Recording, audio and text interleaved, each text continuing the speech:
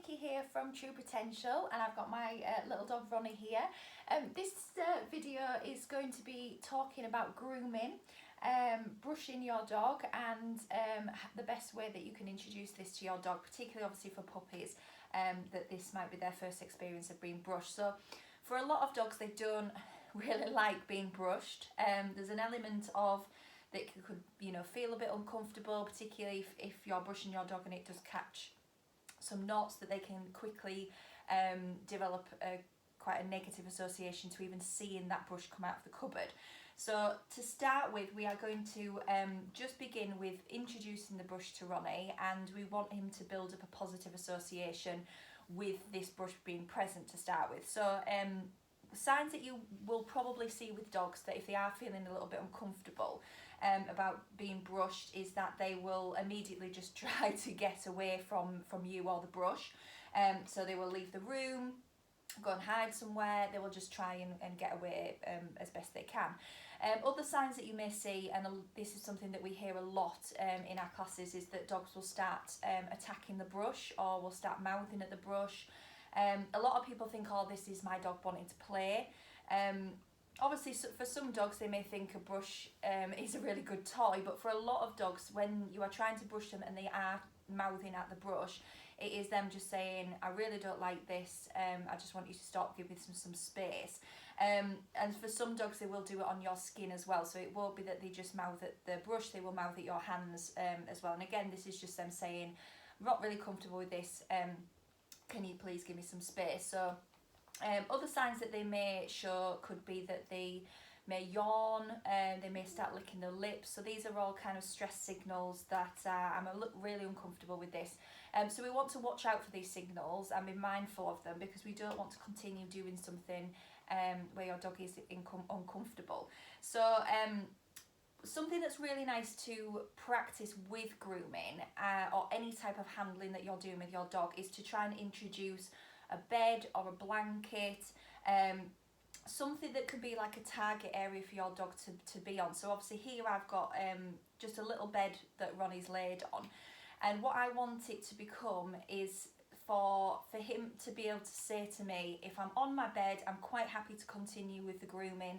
If I leave the bed area, that's it, I want you to stop. And I'm going to respect that. So that's what I want his bed to become, is that it's a place for him to feel safe, to feel comfortable. It's almost like he's given me his consent to continue with the grooming. So if he does move off the bed at any time, I'm going to respect that, wait for him to come back onto the bed. If he doesn't, and he doesn't want to start the game up again, that's fine. Just give them a break, and you can obviously start the game up again later on in the day. So all I'm going to begin to do to start with is just introduce the brush to Ronnie. So I'm just going to pick it up. Yes, good boy. So I'm just going to teach him that the brush being present and near him isn't a scary thing, it's going to be teamed with something good. Yes. So if your dog is being really nice and brave and is inquisitive about it, then we want to be rewarding that. Yes. So what we're not looking for is that your dog goes to try and grab the brush. So we want to be able to present the brush to your dog, yes, without them feeling like they have to grab at it or run away. We just want him to think, oh my God, the brush is present. That means that some really good tasty treats are on the way. Yes. Good boy. Yes. Lovely. So I'm not getting any signals from Ronnie to say that he's uncomfortable. He's quite happy with the brush being near him. So I'm just going to start now just by moving it a little bit closer to him. Yes. So I'm not actually using the bristles yet with this. Yes. I'm just touching him with the back of the brush. Yes. Good boy. Lovely. So you can see he's quite comfortable with this. Lovely. So what I'm going to start doing now is just tapping him with the bristle side of the brush. Good boy, yes.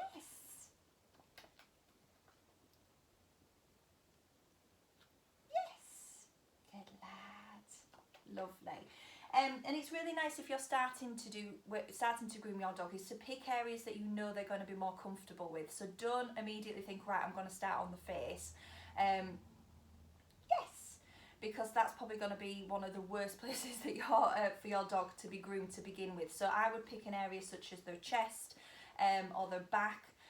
Less intrusive places is going to be better to begin with, and then you can build up to doing areas such as their feet or their back end or their face. Yes.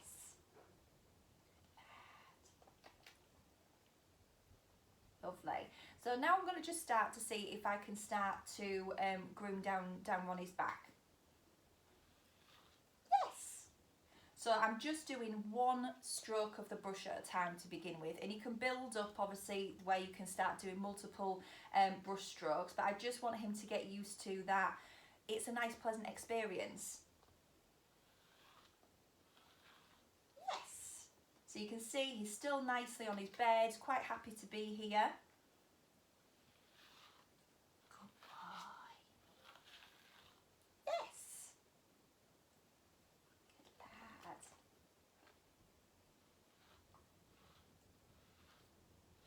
Yes. Good boy. So he's really comfortable. He's quite happy hanging out with me because he knows that it's a good experience. We want it to be fun.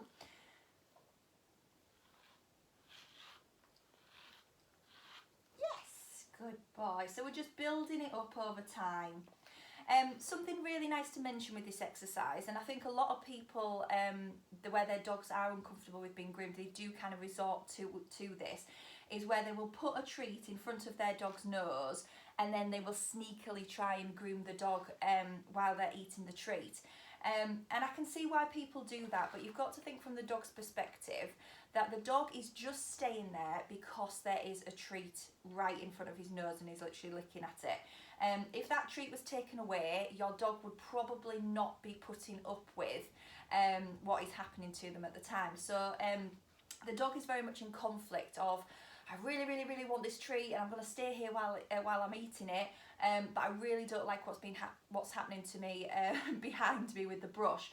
So by doing it in this way, it's changing the dog's kind of emotional response to the brush being present. It's not that he's been tricked into being brushed and he's only just staying there because of the treats. And yes, I am rewarding Ronnie with treats and he does know that I've got some. But I'm giving him that opportunity that if he just wants to move away, he can. That I'm not I don't want him to think that I'm tricking him into being brushed. That he's actually being brushed first, and then his reward for staying nice and calm while that's happening is he gets a treat after. So make sure the treat always comes after the brush.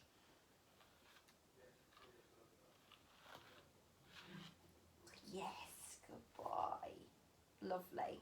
So yeah, if you can have your treats in a little pouch or in a little pot at the side, just so you're not kind of tricking the dog into staying there while they're having the grooming done. We want it to be something that they do enjoy, that they find relaxing, and a nice almost little bonding exercise you can do with your dog. Yes, good boy. So I had a little bit of a yawn there from Ronnie. So if I do feel like he's getting a little bit worked up or that he's getting a little bit sick of it, I'm just going to give him a break. Even if you can just manage a little section of your dog per day, you can build up to the time that you're grooming your dog and obviously the different areas that you have to brush. So if you've got any questions about anything, please let us know. Have a go at home, particularly at this time where the groomers aren't going to be open, so you need to kind of make sure that you're on top of your dog's grooming at home during isolation. So like I say, if you have any questions, let us know, and we'll see you soon. Bye.